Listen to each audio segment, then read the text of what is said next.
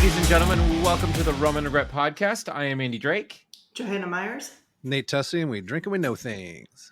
Tonight is Tuesday, February 21st, and we are going to review The Legend of Vox Machina, and we cannot do that without friend of the podcast, our Critical Role expert, Sarah Griffin. Sarah, how the hell are you? Hello.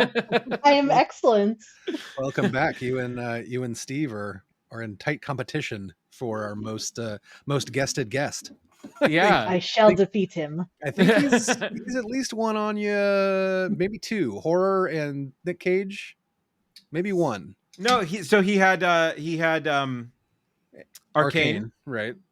But he gave us there was another podcast with him on it, I'm sure, before we did that. a horror cast with him. Yeah, right. Yeah, that's right. A Halloween horror cast, and then a second horror cast, right? And then now a cage match. Yeah. So, right, Sarah, you got up your game. Yeah. So I think one more appearance, and I believe you're tied. So, Need more D&D content. That's there right. You go. Nice. Tales from the Tangent Force. Well, no. What's the movie that's coming out? Oh yeah. Oh God. D&D Honor Among Thieves. That's right. How do we? Okay, quick before we get into our segments. How are we feeling about that, Nate? I just want there to be a good D&D movie. For the love of God, can we just make one? They're all terrible. Can we just have one good one? Like Jeremy Irons in one of them is one thing, and Kiefer Sutherland voicing an animated Raceland is another thing. But for the love of God, make a good D&D movie. It's not hard. Right. Yeah. Sarah? What are your thoughts about the Honor Among Thieves? So far? I am perhaps naively optimistic. I like the cast. I like the fan service that we've gotten the sneak peeks of with the mimics and gelatinous cubes and all that good stuff. Yeah, Owlbear. So our D&D group is definitely going to be going and watching it in theaters, whether they want to or not. Yeah, I'm sure I'll be there. You don't have to drag me. Yeah. It comes out close to my birthday, so that might be an outing that that my wife and I do, because I think that's the only. Well, no, actually, Shazam comes out too around then, doesn't it? Yep. Well, damn, I'm gonna have a hard decision to make.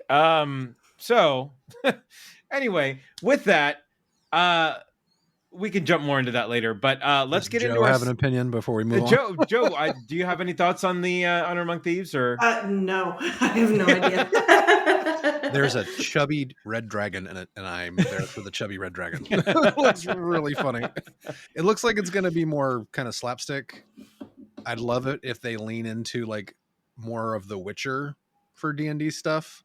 But I get how you can't do a PG-13 all audiences version like that. So we'll see. Yeah, TBD.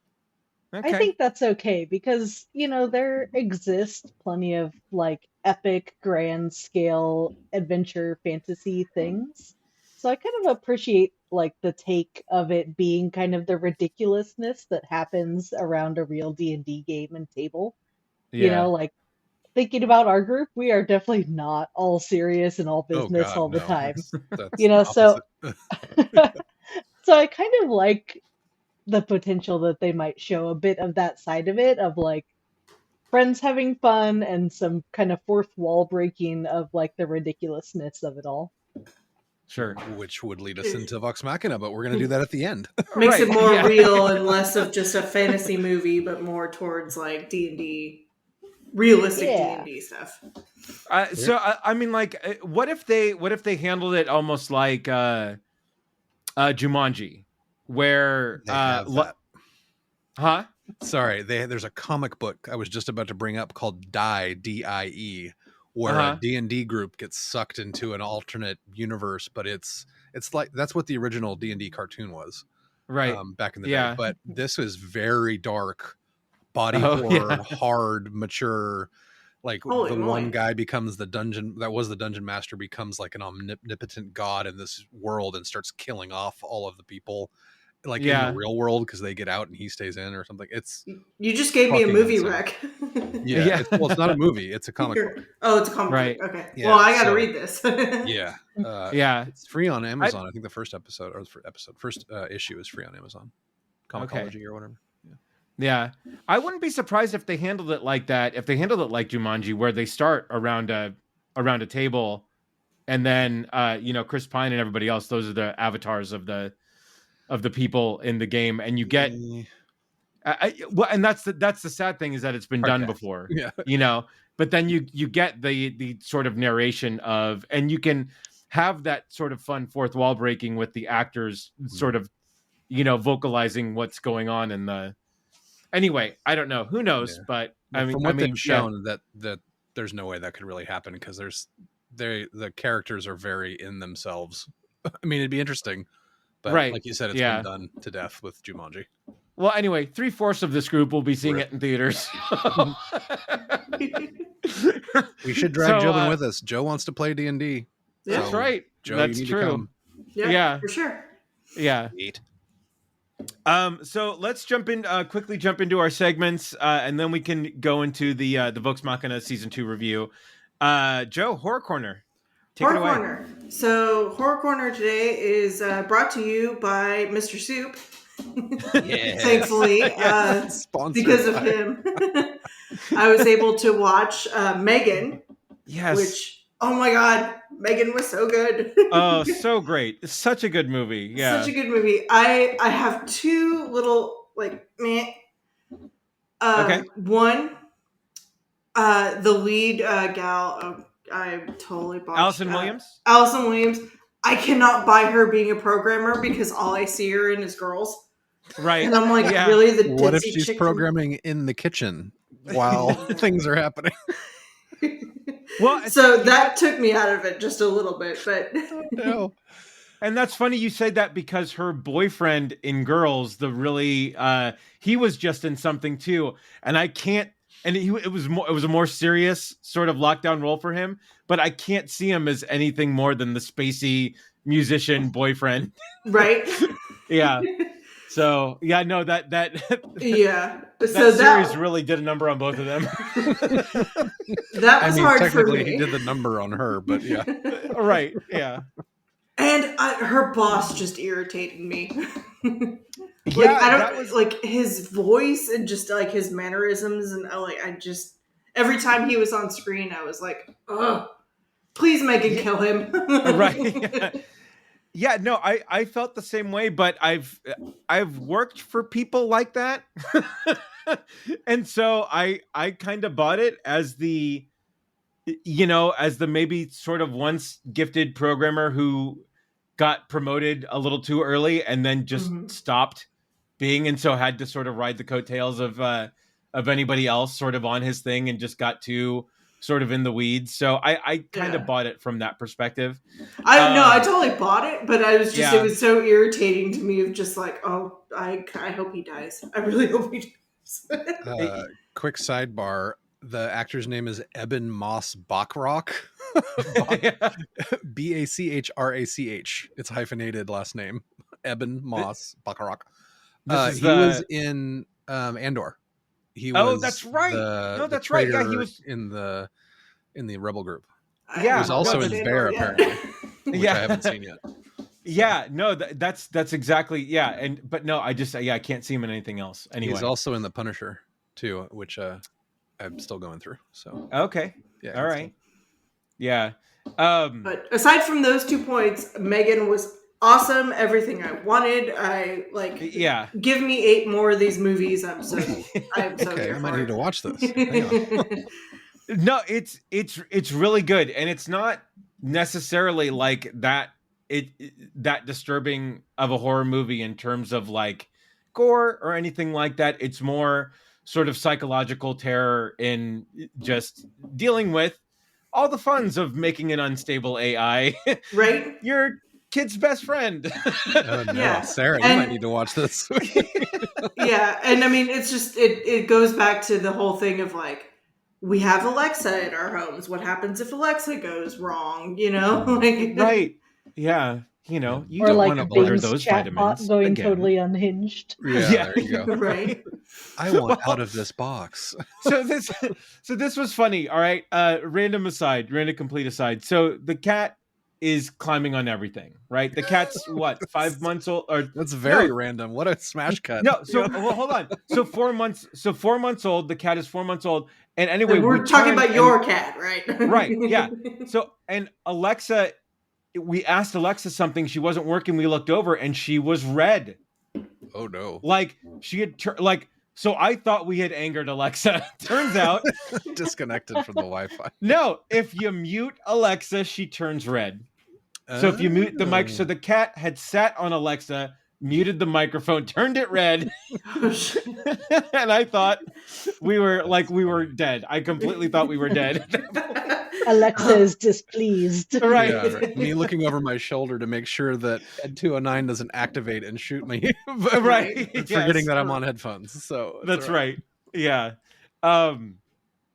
But no, so yeah, Megan for me was similar to you, Joe.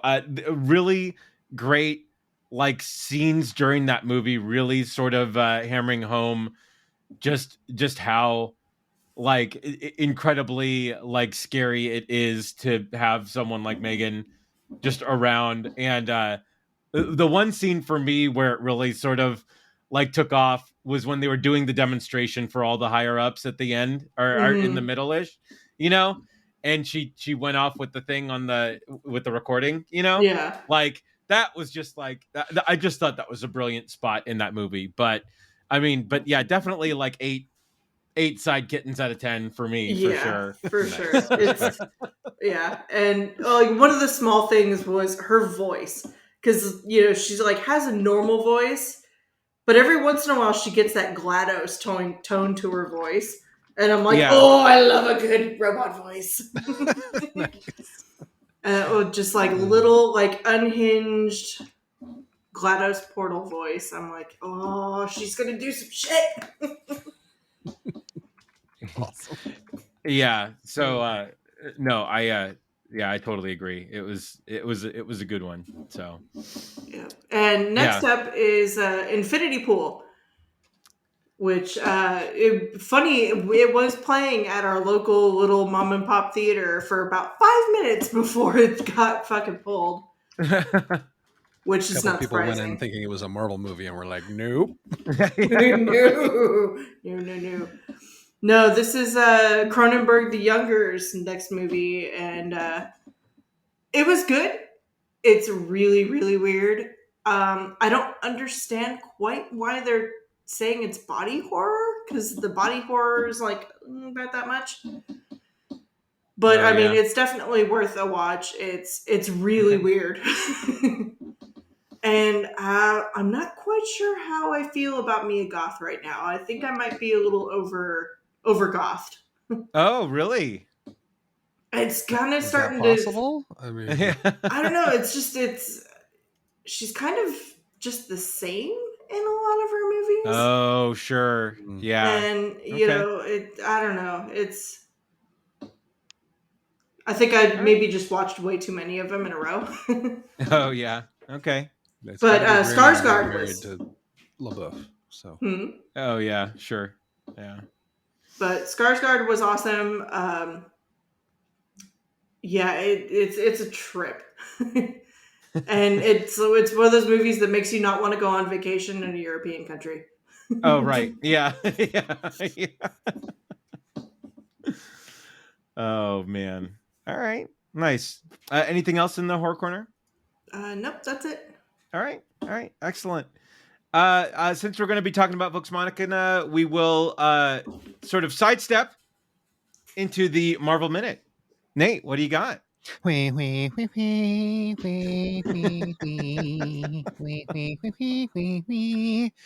Yeah. So, wow, that's really loud. Sorry. Let me back up.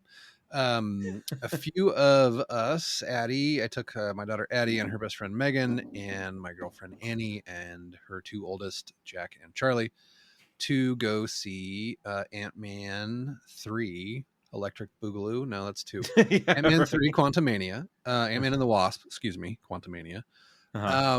and we had a really good time. It was a really Nice. fun, awesome sci-fi movie. Like, Yeah. my biggest takeaway was that Jonathan Majors is fucking epic and terrifying and an amazing standout MCU villain.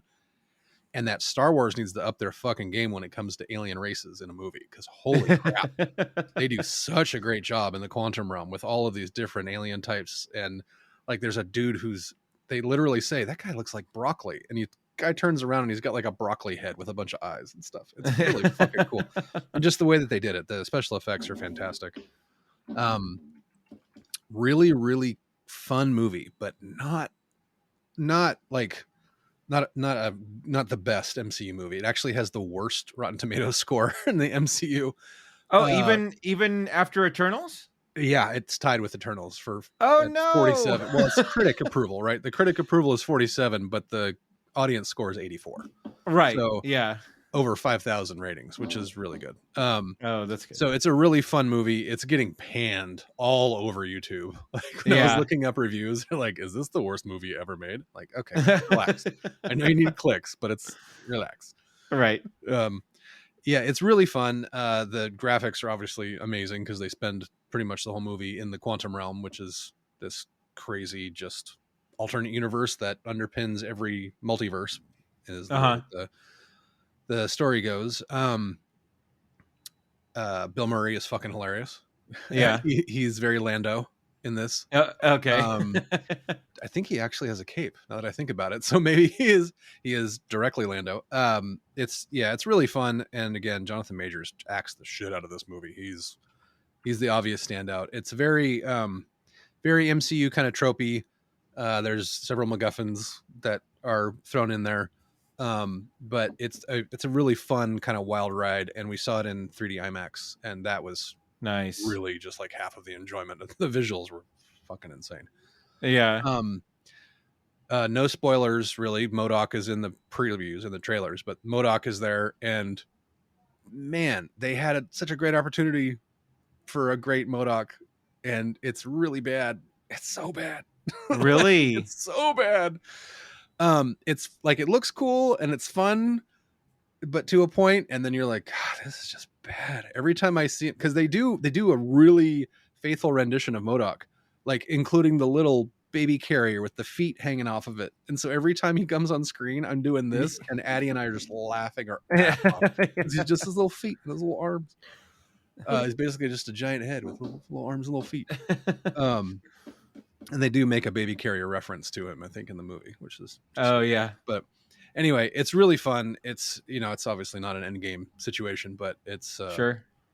I think the best review I heard of it was that it's a really great Fantastic Four movie with the Ant-Man people in it. Oh wow! Because that's well, because that's kind of what the Fantastic Four's deal, right? They explore, like, it's a Honey, I Shrunk the Kids. They explore microverses and universes and all of that. Right. Yeah. So all of the supporting stuff is perfect.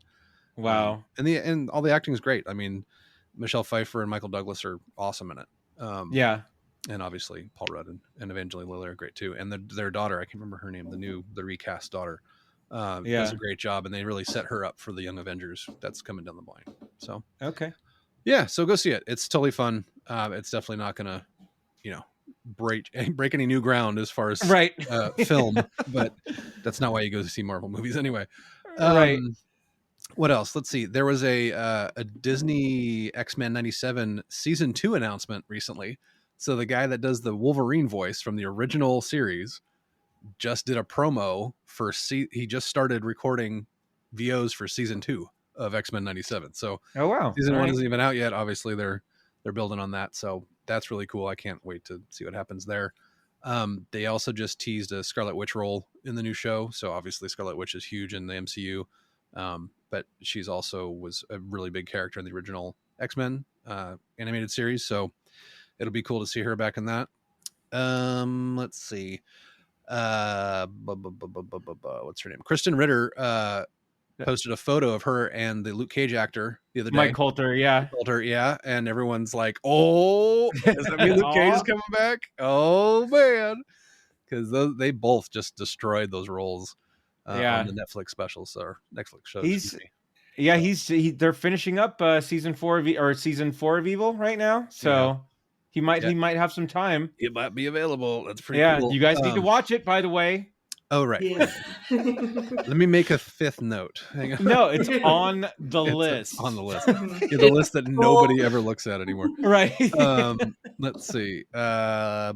Disney revealed the Marvels or Captain Marvel 2 the poster the other day, which is really cool looking. It has all 3 characters on it, but then also delayed it at the same time. It's like coming November 10th. Damn it. It was supposed to be February, then July, I think, and now it's back to November. But we'll see how that turns out. The poster looks great, though, so I'm excited for that. But let's see. Fantastic Four reboot gets surprising casting update. So that there's some cool rumors swirling around. No specific people, but the rumor is that they're going to cast Sue Storm first and then build the team around her, which is an interesting idea. And I think it has to do with the fact that her and her brother are on the team, because Johnny Storm, Human Torch, is her brother. So I'm thinking that they're going to try and just do her and then figure out who her brother is and then go from there.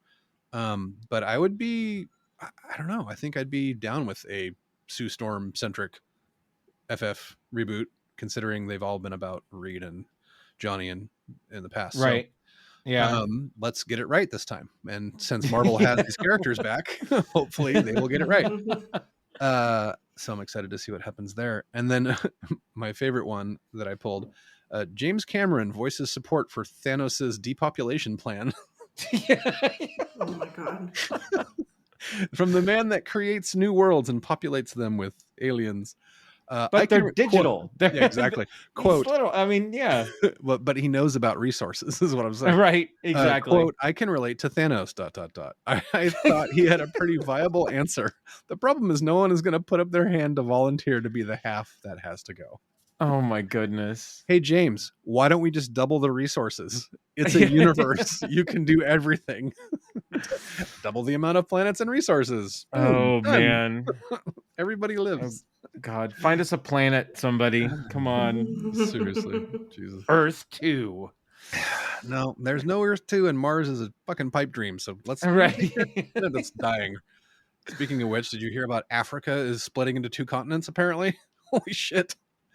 Watch the news, people. Shit's going down. Yeah, there's a fissure that just appeared that basically cuts right through Kenya, I think. So it goes from the northeastern coast to about the east coast of the continent, and it's 50 meters deep and about 100 meters wide at this point, and it's growing. Jesus, did the fungal infected jump out of it and start attacking people? Yeah, nice pull. We should talk about that too. Well, I guess I was going to bring it up during my segment. So well, then, and at that note, we'll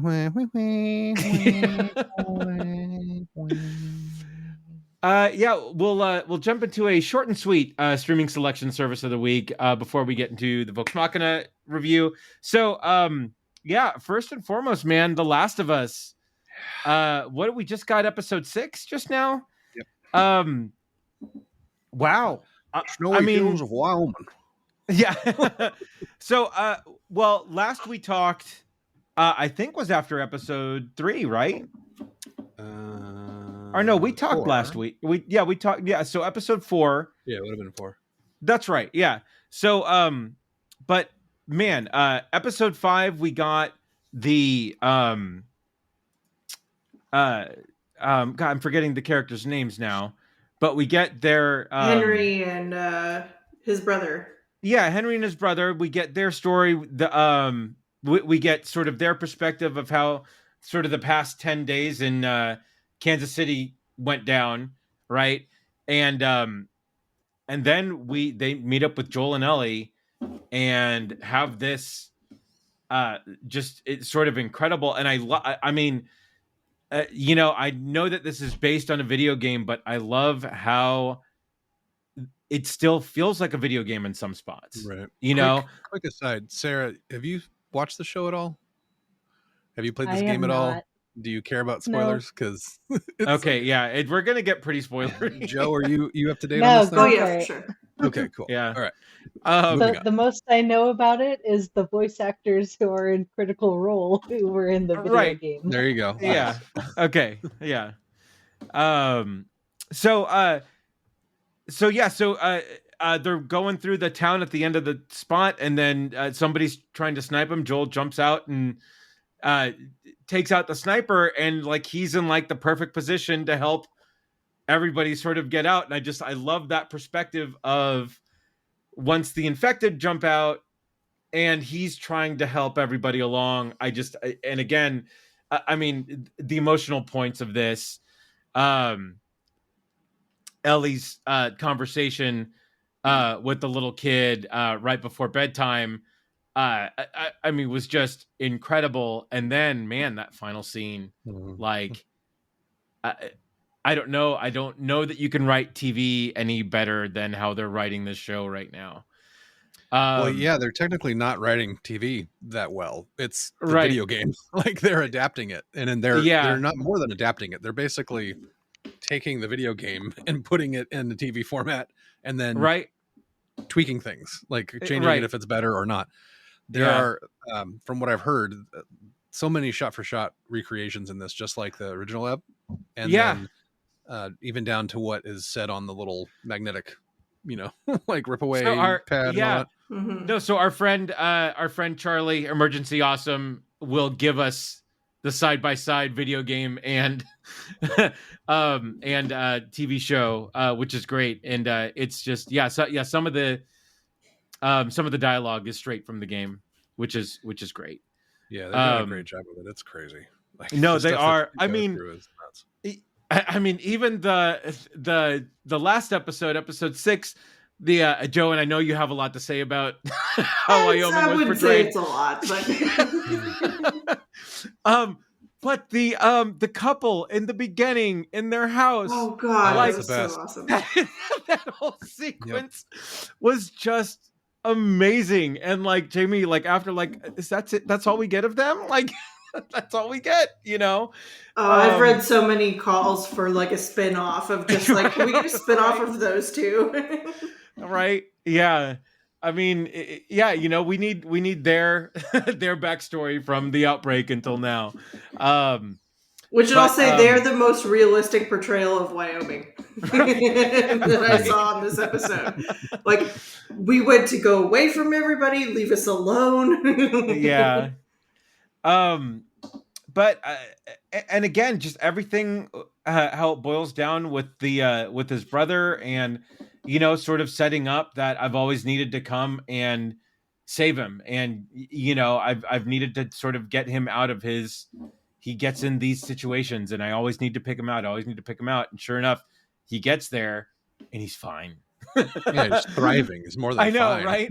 Yeah, married, kid on the way. Yeah, exactly. Like, I mean, just I don't. Yeah, and again, I mean, I know that we sort of like to binge these shows, and especially with shows on Netflix, like they get them all dumped at once. But I gotta double down on the weekly release format, because it just builds and builds every week, and I just think it gets better and better. So. Man, well, and these episodes are so heavy. There's like so much to process, so you kind of almost need a week to just like, right. Holy crap, what the hell did I just watch? Just emotionally flush sort of all the feelings out from the last episode, right? And like I just stopped crying from the last episode, and now there's another one on deck. Yeah, it looks like there's 9 total scheduled. That's right. We're gonna get the last 2. We're gonna get the Mandalorian at the same time. Oh God. That's going to be a tough week.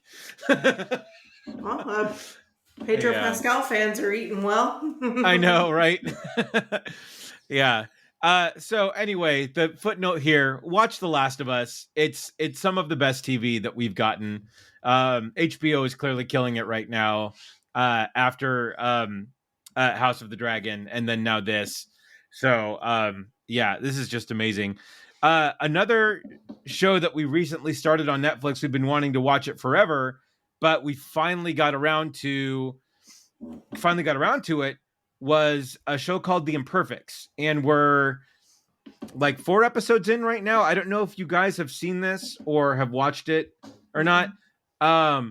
Anyway, and I won't spoil anything for you, but it's basically genetic testing gone wrong, and they the doctor.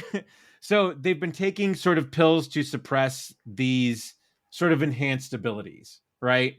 And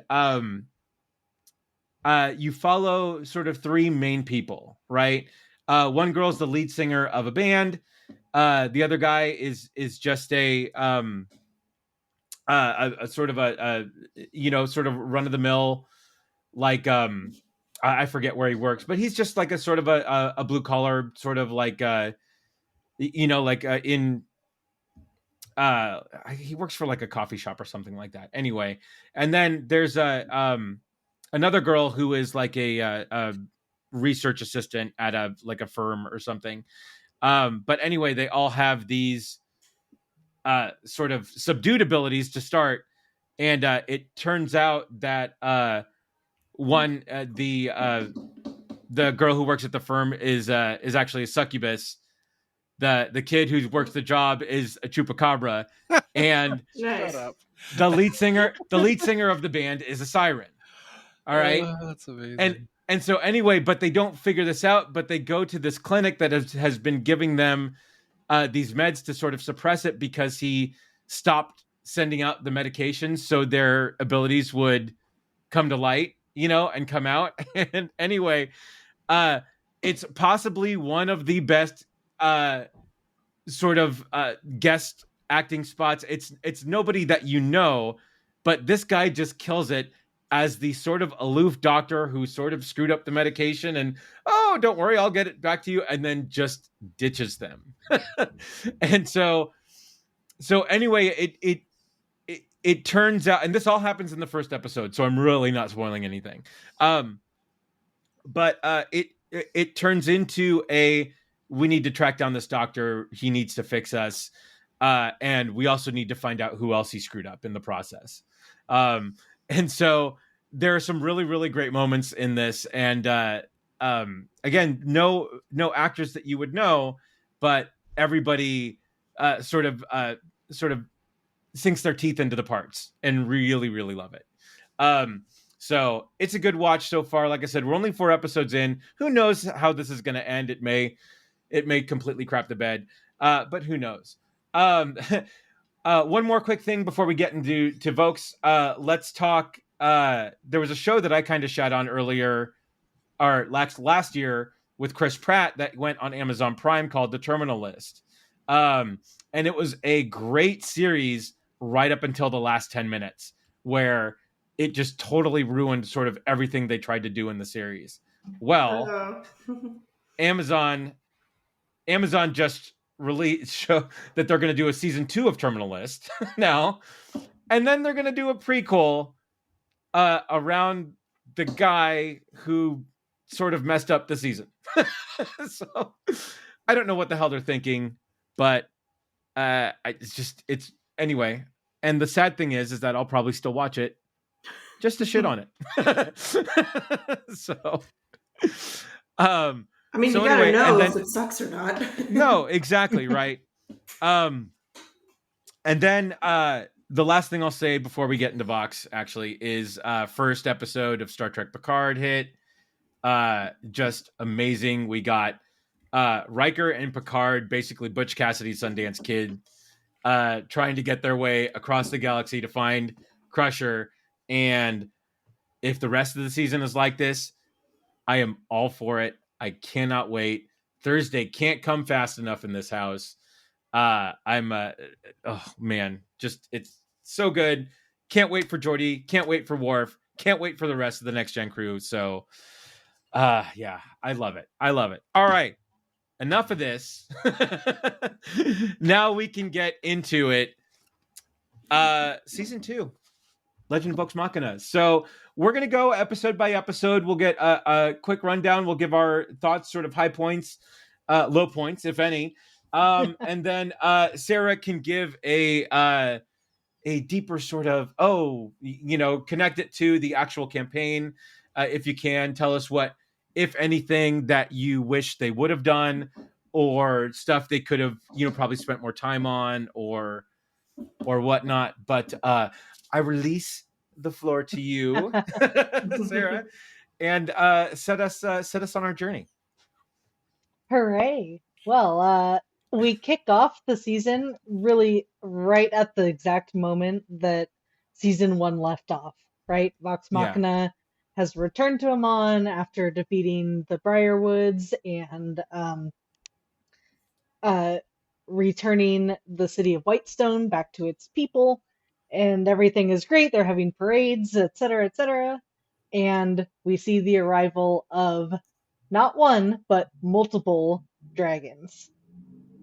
And it's revealed in episode one that these are ancient dragons, which in D&D monster block world, that is kind of the highest level of the biggest, baddest dragons that you can fight. Yeah. Right? So it's not like young dragon, adult dragon, you get up to ancient dragon of all of the different colors which relate to their magical abilities. So this is the Chroma Conclave. What did I miss? Sorry. I had to check on electrical burning. So. Oh, geez. Well, you missed all the dragons invading, so Yeah. no big deal. Yeah, it's starting our synopsis of episode one. Nice. So, yeah. Yes. So the Chroma Conclave arrives. The first member of which, Brimscythe, the blue dragon, was the one that Vox Machina defeated in season one. So this is the remaining 4 dragons. We have Thordak, the red dragon, Umbrasyl, the black dragon, Vorgal, the white dragon, and Disease Deceiver, Ryshan, thank you. Ryshan, who's the green dragon. So they all attack, and in D&D world, dragons are typically very solitary. You know, they have their horde, they have their territory, and that's it. So dragons attacking together, very unusual, and they just wreak havoc on the city of Amon and destroy everything. And I think it definitely captured the feeling of the hopelessness of this major catastrophic event. You know, this, you can tell it's not something that Vox Machina could have, you know, risen up and defeated them. Yeah. Like there was no way. There was nothing they could do about it. So then it's like damage control, you know, try to get out, get safe, get, you know, the king and his family and the rest of the council, anyone else, to some kind of safety. But it's and I really felt this in the scenes where Vorgal, the white dragon who has the ice powers, is attacking their keep. Yeah. You know, which is technically kind of away from the city. So you had a bit of like the whew, they got out of the city, good, like they're somewhere safe. Yeah. And then nope, he comes swooping in, and it's not like, oh, the people are frozen, we just need to, you know, heal and defrost them. Like, no, they're they exploded. yeah, they are decimated, and it's terrible. And you know, ultimately they just get whoever they can out via Keyleth's transport via plants up to Whitestone to kind of regroup and figure out what they're gonna do about it. So, you know, we're right into it. And skipping ahead a bit, you know, we can see by what is covered in this season, you know, clearly the Chroma Conclave arc is going to continue, you know, minimally through season 3. Right. Yeah. So yeah, this first episode was everything I wanted ever from a dragon on. Like, so Brimscythe was great in season 1, but the intro of the rest of the Chroma Conclave in episode 1 here in season 2, it was just like my mouth was open the entire time. Like, oh my god, oh my god, oh my god. Like the way that they're using their breath to take down the buildings, and the alternate version of the acid rain coming off the black dragon. Like, oh Yeah. shit, that's fucking gnarly. And then I said this before in our last podcast. I love the way that they throw in their love of anime into the animation. Like when Jesus, what's the main dragon's name again? Thordak. Thordak. When Thordak supercharges himself to take out the palace or whatever, like that kind of stuff. And all his shit lights up. Yeah, it's got the, like side vents, and then it goes blue, and then man. Yeah, it's insane. I loved it so much. Yeah, and I said this too in our review, but this was a really, really great opening to sort of to up the stakes from last season for sure. Yeah. And but it just like there were, they're usually sort of those action scene lull. It was like all action to start. Yeah. Like it never slowed down. And I just thought that was the coolest thing. So anyway, 100%. Continue. Yeah. Kicked it up a notch for sure.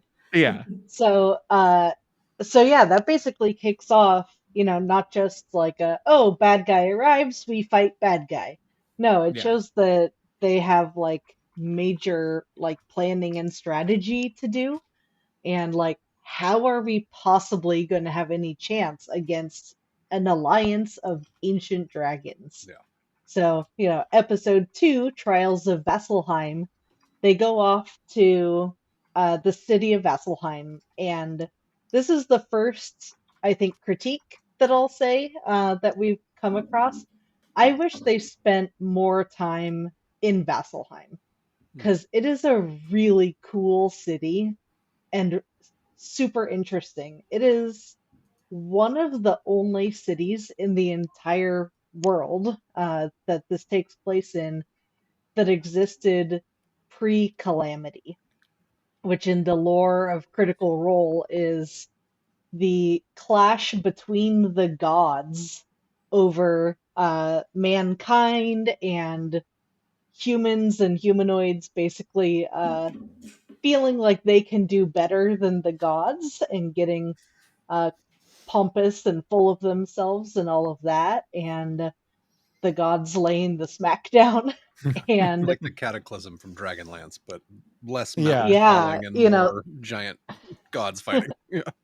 Yeah, so you have the betrayer gods who have turned against the rest of the prime deities and all that, and ultimately they all kind of banish and lock themselves behind the divine gate.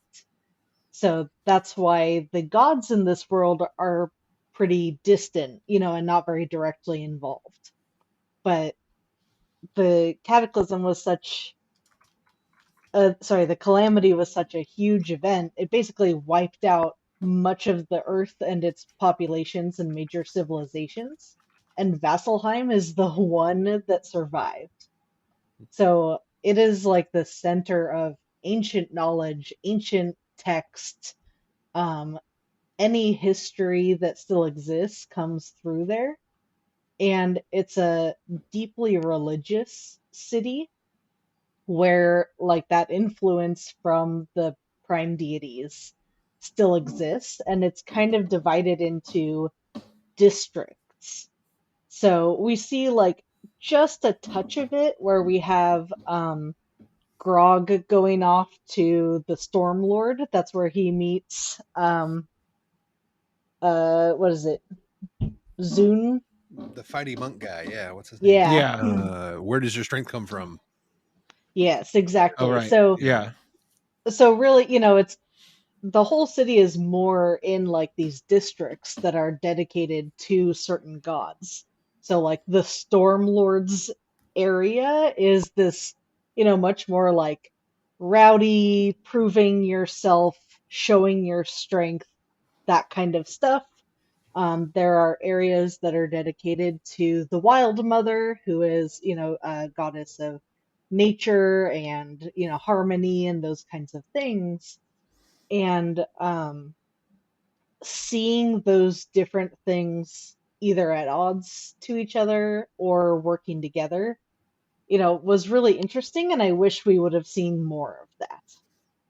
Gotcha. Because I think it's pretty relevant to some of the other godly things that come up later on. For example, Pike's deity, the Everlight, doesn't have a stronghold in Vasselheim. And so part of Pike's personal journey is helping to establish that as a place where she can be worshipped and her followers can pay their homage to her do all and all this that kind of stuff. stuff. Yeah. Yeah. I think that's probably a common critique of the whole episode, or sorry, the whole season in general, is that it moves really fast. Like they cover a lot of ground in this season, and I wanted way more out of this. But I mean, I love it. Yeah. Don't get me wrong, but it's very quick. Yeah, and I'll say, that in a couple of episodes from now, we get that too of in the campaign, in the game, they didn't split the party like they did in the show. They're sequentially kind of going around to all these places. But I think just for the speed at which they needed to keep the show moving, they had to kind of split them up and have them go, separate ways to get everything going all at once. So, right. Yeah, not totally true to the gameplay, but not necessarily in a bad way. I think they did it pretty well, and I think there were some key things that I was worried about that ended up being okay. But yeah, so carrying on, and again with Vasselheim and speeding through everything, the whole bit with the Slayer's take, the monster hunters, that was a whole thing in the show where they had a guest people that Will Wheaton and Felicia Day came in and were guest stars as members of the Slayer's take, going out and fighting some monsters and stuff like that they just kind of skipped over. It's okay, you got to cut where you can, I suppose. But yeah, that would have been cool to have them in the show, though. Yeah, and we did get the other two, though, right? Yeah, so we have Zara and Kashaw, and those are voiced by the same voice actor friends who came to be the guest on the show to play them. So they're delightful. Definitely a little more, I would say, character, stronger force of character, I think, in the show. Zara, was a little more kind of combative, and you see between her and Vex bickering and all that. But it's nice because they are kind of a repeat set of guests that we'll probably see popping up in the future a bit too. Yeah. So this was a really cool episode too. We get to meet the Sphinx, and they're like, "What's going on? Oh my god!" Also, just for brevity's sake, we should try to. I'm being too long-winded talking about. I want to hear all this. Trust me. We're on 2 of 12. Yes. Oh god! All right, let's speed our way through. So we've got the vestiges, and that's really the ultimate goal. The ancient pre-calamity weapons, weapons, armors, magical items that can help give our heroes the power to fight the dragons. And so the first one takes us to the sunken tomb for the champion of the Raven Queen, Pervon. as poor Matt Mercer discovers he cannot make a name that his players will not make fun of. Wait, what did he say? What did Scanlan's character was like? Pedo Bear next week or something? Yeah.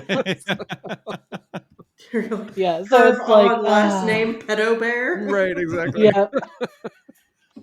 And so I kind of like that they broke the fourth wall a bit with that of because they were all sitting there at the table be serious? No, I can't. Gotta get your perv on. But yeah, the big thing that came out of that is in-game bad perception rolls, checking for traps. Right. They go and Bad dex Percy rolls when and the trap hits too, right? yep. Percy and Vex open up the sarcophagus and touch the thing, and it blasts out necrotic damage. Which in game there's certain kinds of necrotic damage where if it brings you to 0 hit points, your character dies. There's no like healing you or death saving throws or anything like that. You're just done. And Yeah. Vax, ever the player of I stepped away for 2 seconds. Yeah, right. Yeah. And he makes this pact with the Raven matron of ravens, and that's gonna shape his kind of future for the rest of the whole campaign. Right. So, and something that was interesting as far as in-game character mechanics is up until that point his character was pure rogue class, and when he did that and they leveled up, he started taking levels of paladin. Which rogue to paladin is not, like a typical min-max optimized multi-class that you might do. Yeah. And I think that's really cool because, that's just a way that like Liam O'Brien leans into, like what makes sense for this character. Right. And not like, oh, I pre-planned out all 20 levels of my character, so I'm right here, Sarah. Okay, I know. I'm right here. Attacked. Yeah. I may or may not have spreadsheets for every major character. Yep. That's just part yeah. of it, though. So it's pretty cool, and I really do like where with the animation and everything, they've started to bring in the visions that he's starting to see and the influence of the Raven Queen and all of that earlier than you kind of got a sense of it in watching the live stream. Right. Yeah, Well, I really love that part of it. I thought it was very cool. Yeah, just all those sequences as it happened throughout. Sorry, Nate. No, you're fine. They're continuing to do the amazing 3 episodes and a major cliffhanger sitch. Yeah, because at the end of the Sunken Tomb is when you get the dead sister, basically, and then right, everything picks up in 4, and that's when he strikes that bargain. And so, is the Raven Queen? That's a D&D thing. Is that why they had to change it to the Matron of Ravens in the show? Could be. Okay. I think you might be right. Okay, yeah, that's what I thought. Otherwise, it doesn't really make sense.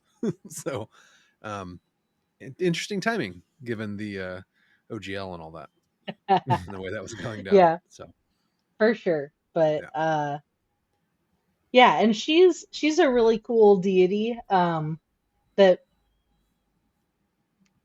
depending on where we get in which season in the future, we'll talk about some more for her backstory. But I think it's kind of it's a bit above and beyond at this point. But I'm almost done. Yeah, episode 100. I'm almost there. But yeah, I think that's been one of the highlights of watching the show and the animation, being able to do like visions and flashbacks in a way that you can't really get like watching the live play. Right. Yeah. Right. So last season we got it with like Percy's childhood flashbacks with, the Briarwoods, and for here we get these kind of flashes and visions that we got the Trinket Vax is getting too, right? Oh yeah, the story of Trinket. It's so sweet. That was cute. I forget which episode. Oh man. There's sidebar recommendation. They do have a novel called Kith and Kin, which is a novelization story of Vex and Vax's childhood. Oh, cool. Which includes the story of Trinket and meeting Trinket and all that. I'm assuming you own this, right? Yes. So can I borrow this next time I come by? Well, the main thing is actually I recommend getting the audiobook because all the dialogue is read by the voice actors. Ah, okay. I'm on it. So like it actually sounds like Vex reading the dialogue of Vex. Yes, darling. But Yes. so it's pretty cool. But yeah, Awesome. so that's a lot of fun, and I think again that's another point where I felt a lot through the whole season that themes that were very kind of undertones when you're watching the live play and kind of like come to a head all at once. They have the opportunity now to put in kind of more hints and clues as we're going along. Right? So they can be a little bit more direct about, the protective relationship between Vax and Vex. And some of the romantic relationships, they can put, more kind of blushes and flirtations and things like that into it. Yeah. That like in 400 hours of gameplay, like is somewhere in there, right? But they can be a little more deliberate about it. So I think that's kind of nice and it's fun to see. But yeah, so they get out of the temple, they go and look for more vestiges, and going to Pyra, which is the fire Ashari. So Keyleth's Aramente is basically she Avatar: The Last Airbender style, which I just binged recently. Nice. Well She done. has to go around and master the 4 elements by going to the different Ashari tribes people. So she's an Air Ashari, and on her Aramente to become an Arch Druid needs to go to fire and water and earth, and that's kind of like an underlying subcurrent through the whole campaign.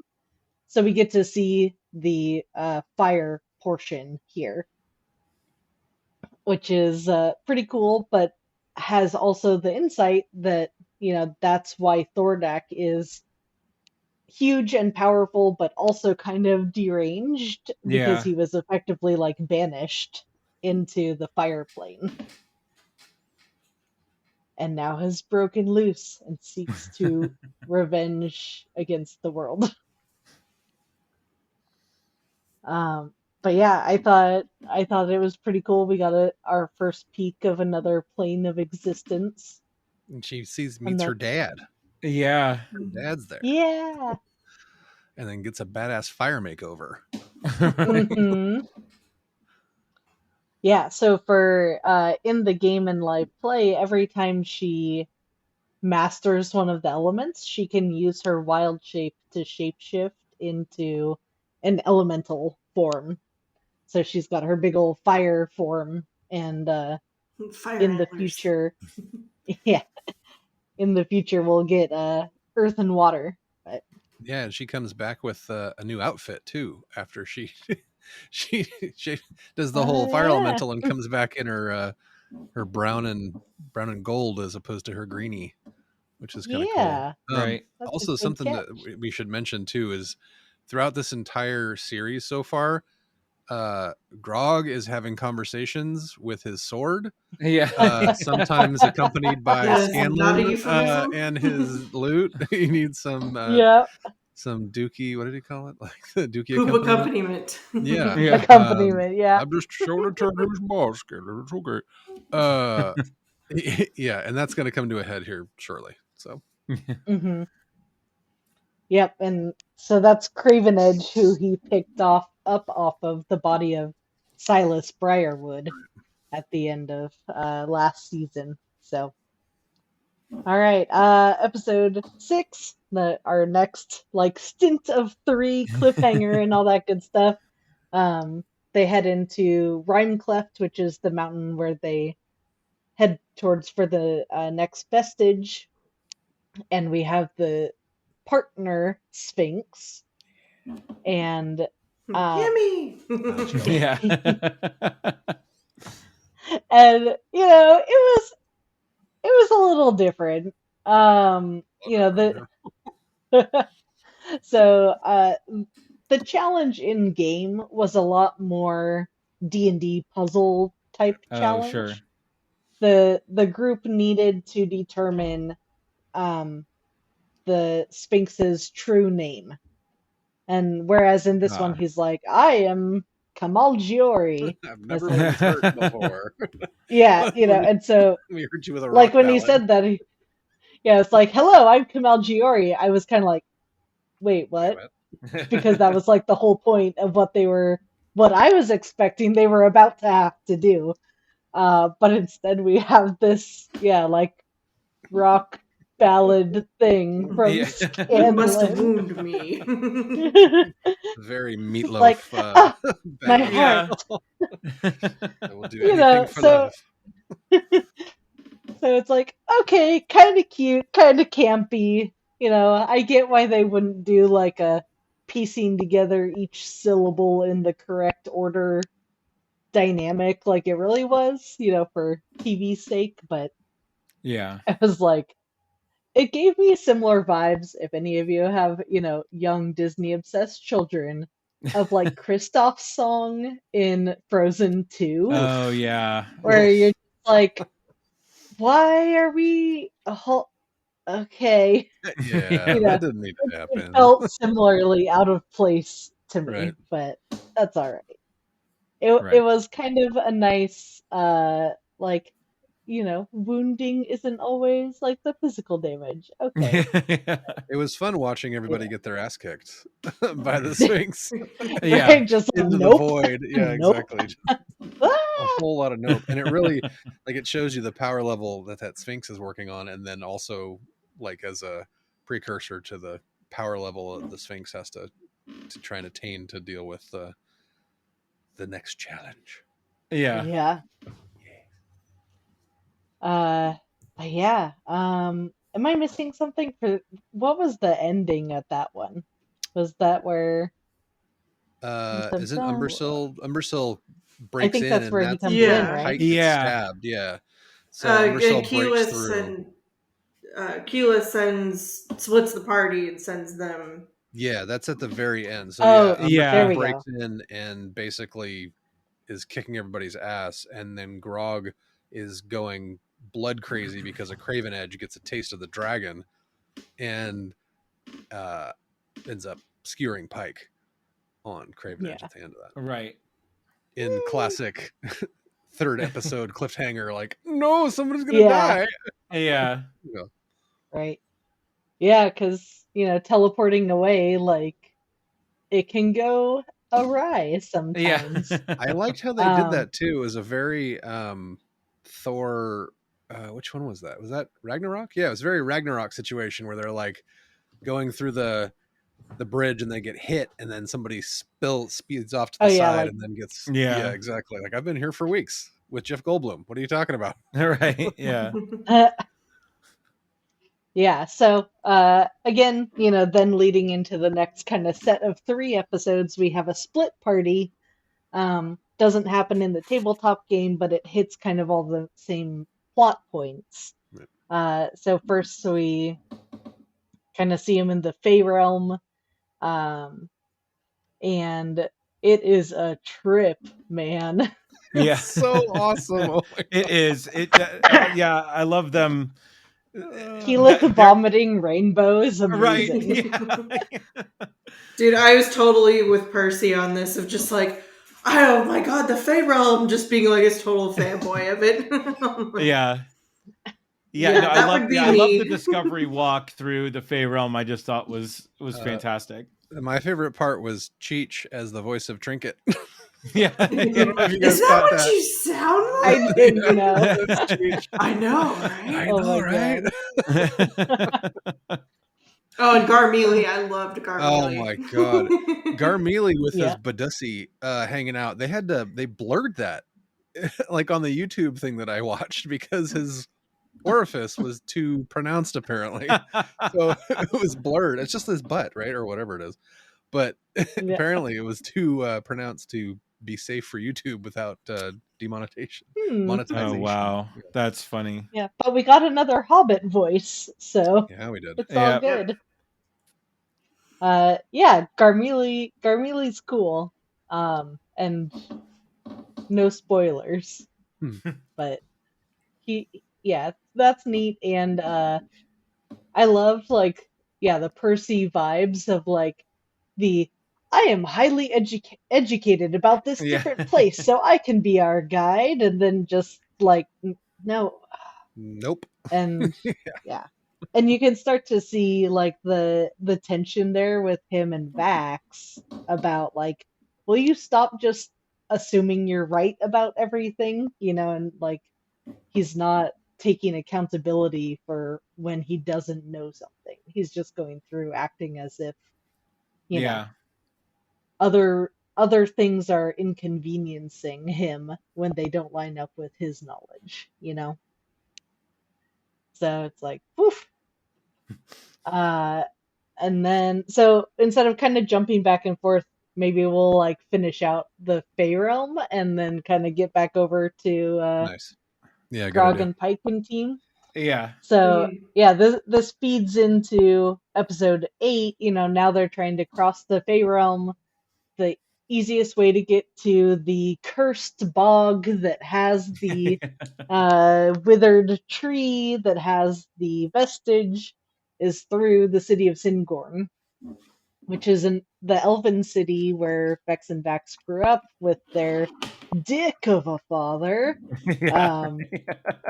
who like I'm just glad they didn't shy away from that at all, because I feel like Yeah. it would be kind of easy to, try to have some like soft redemptive moments, but it's like no, he's Yeah. like he's just that bad. Yeah. 100% asshole. Yeah. Yeah, and kind of explaining why the kids are the way they are and why they struck out on their own so young. Right. They uh it changed a little bit how Percy revealed Vex's title to her. I feel like the point at which it happened in the show was probably better. Because I think they did it back at like the Slayer's take in the tabletop game, but I didn't feel like it was given the as much of the weight that it had in the tabletop game. Did they? I thought it was the same point. That was one Was of it the at the things. same point? I think so. Well, that was one of the things I was going to comment on earlier. Is that one of the things I really enjoy about the fan base of Critical Role in general is they'll show. There's a bunch of clips on YouTube that'll take amazing moments from the show, from the Mm-hmm. animated series, and then splice them in with the actual live show. And I want to say it was close to the same thing where he's talking to her father, and it's the same kind of Oh, it was context where he's snapped the good. father as being a total d-bag, and he Mhm. goes, "Oh, do watch your manners. That's the Yeah. you have to correct this contract because she's Lady Vaxalia, mistress of the Great Hand," kind of thing. Oh, that good. just made Well, my I'm heart glad go about pitter that. patter, though, that part. Yeah. Yeah. He really likes her. Yeah. And like, Vex, that meaning of having like the title and honors like is such a big deal to her. And so it was I think in the tabletop play that was the first time you kind of felt like a connection between Right. Vex and Percy. I feel like they've been hinting at it a little longer in the show. Mhm. But that was the first time that I feel like, for me, it kind of came out in the tabletop play. Um, but yeah, some of the magic that helps Singorn um, teleport the city, because it's literally um, it's a city in Taldore, and it has these giant crystals, and it has very powerful magic that That's right. those crystals kind of create like a orb that teleports the whole location. Yeah. Um, and that's going to be magic that we'll see come up in future episodes, arcs, campaigns, etc. So it's kind of an interesting one of being able to move a whole city is kind of bananas. Yeah. Yeah. But they get to the bog, they get to this like corrupted swamp and the tree, and I thought they did the whole interaction with the cursed archfey to get Fenthris, the bow. I thought it was really well done with uh, the archfey trying to lead Vex on and uh, sort of taunt her with all of these deep desires that she has and worries. Yeah, what a great battle too. They did such a good job with that yeah. battle. It was, yeah. But yeah, so it was, but ultimately, coming down to her being able to resist him and, pick her found family over all those kind of empty promises.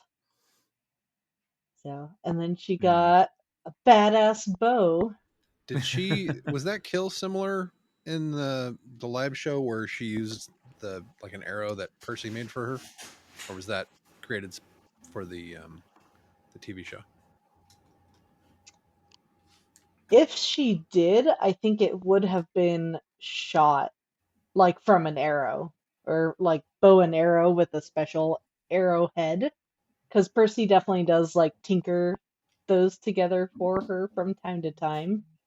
So it wouldn't have been like her kind of like a close up stab, I don't think. But again, cut me some slack because I think I watched the live stream probably like 3 or 4 years ago by Yeah. now. Hey man, do the research, okay? Right. Slacking on my homework. But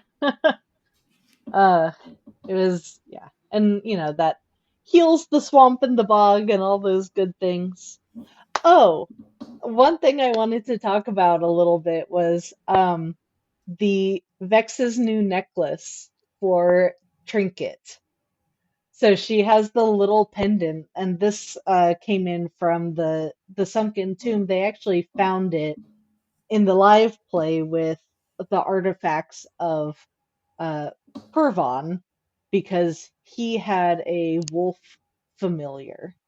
So unfortunately, the wolf gets left out in this whole storyline. But it was his companion and had this necklace that basically can put your animal familiar living thing into a little pocket dimension to help for easy transport. And to a degree, I think it was kind of a gameplay mechanic invention, because Oh, it's sure. like we always have to walk around with the bear and Yeah. like, yes, How do you the bear stays outside, Yeah, exactly. yeah, that kind of stuff. But then part that I was worried about later on ended up coming in, and that is back over to Grog and their storyline. Anyone have any last thoughts on like the Fey Realm stuff before I jump over? No, so what's coming up is sort of what spoke to me from this season. So I'm I'm ready to jump in. So Yay. yeah. Yeah, so simultaneously the other half of Vox Machina is over with Pike being just stabbed by Craven Edge via Grog's blood madness and all that. And so they go and uh have to, she ends up healing herself, right? Like Right. barely, but being able to convince Grog to get rid of Craven Edge effectively. The break scene is pretty insane, like Mm-hmm. blood fountain everywhere. Right? Like all the blood it's absorbed over all the years just spills out. I don't think Grog was, so in the live play, Grog like falls over dead. So just at some point he's like walking off to talk to Craven Edge and fails a saving throw of some kind, and just like blup, like face down in the snow, and that's it.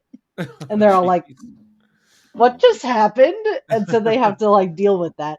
So it was kind of like jarring and random, because that's the way the dice roll sometimes. Yeah. And, you know, in gameplay mechanics, he comes back with points of exhaustion, you know, which for this one, they kind of draw and linger out in his, you know, weakened state that he has to kind of work his way back from. So, you know, a little bit different, but kind of interesting. And we get to meet great grandpa Pike, Will Hand, and see again some of Grog's backstory, which is pretty cool. Yeah, I really like this part of it. I just to get the backstory and how, you know, I mean, we've gotten sort of at this point 1.5 seasons of basically Pike and Grog being great friends, and you know them having that little relationship. But now you get to see sort of how it came up, and I really. Yeah, I just really thought this was a cool backstory of the what's Grog again, but his people basically coming through and cleaning Yeah, out the the herd. town. Yeah, the herd, and then he's tasked with killing Grandpa Pike, right? But can't do it. That's right? Yeah, I'm Yep. remembering this correctly. Okay, good. Yeah, and then essentially smuggling him out of town, Right. and getting him out, but then coming to a head at the edge of town with his uncle. And I just thought that was such a cool part, and definitely made more sense, you know, of their relationship and why they're so close. So I love that part of it. Why they're buddies. Yeah. Yeah. Yeah, it's Oh, interesting. They started buddies. using buddies like halfway through the season, and they didn't before that. I wonder why that Yeah. is. I think they might have said it kind of offhand once or twice, but not really sure. Well, But like I said, yeah, like go ahead. this part gave me the one country song that I actually like. The whole "Making My Way" sequence cracks me up, and that song gets Yeah. stuck in my so head. That was good. Oh, yeah, it was. That was oh my God. incredible use of that Like- right there. Yeah. Yeah, and so yeah, critters will get like a little bit of extra, like that's a little Easter eggy, because at some point someone, you know, Matt Mercer says like, so you're all making your way, and they start singing like making my way downtown, walk, you know, like that. And that's like devolved into this madness of like whenever someone says like, okay, I'm gonna make my way, and they all go making my way, and it's like just sort of like this nonsense callback response now. And so hearing that like as part of the lyrics there was like but yeah, so you know, we see like the Grog's uncle Kevdak, and you know what the herd does, and they're just massively brutal. And you know, that's what Grog was, where they just come in and like wreck these towns, and they've taken over Western, and basically intimidating and looting and pillaging to get gold for the horde that's going to Thordak ultimately by way of Umbrasyl. And they go in and you know, try to help people, and Grog's gonna have to face his uncle. So we're kind of like, this is getting us up to episode like 9-10 ish. Right. Yeah. Yep. So yeah, in true herd fashion, the only way to challenge someone is a battle to the death, obviously. Yeah, so Grog fights him, and this was, I thought, really well for how they brought the split party back together, because in the live play, you know, the whole group was there, and they just had to kind of stand on the sidelines and watch this battle between Grog and Kevdak, and like for honor, you know, they had to stay out of it. Yeah.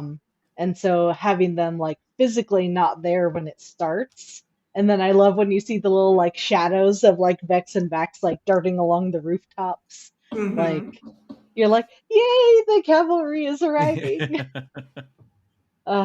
Yeah, nice timing because he was getting his ass kicked. Yeah. Yeah. Even after he true splintered to form. And the stuff. the whole Vox Machina fuck shit up. I was just like, so good. Yep. Yeah, and so that all really happened, and I liked how true that was. And as I've kind of hinted at multiple times, the part that I was worried they would cut because of how they split the party, but ultimately kept, was Vex flying in, popping Grog into the necklace for Trinket to like basically save him from where he's getting like beat down on, and flying up and then releasing Grog, and he just like cannonball axes straight down the middle of Kevdak. And so I was like, yes, they kept it in there, cannonball Grog. She's like, God, I hope this works. Boop. So, amazing.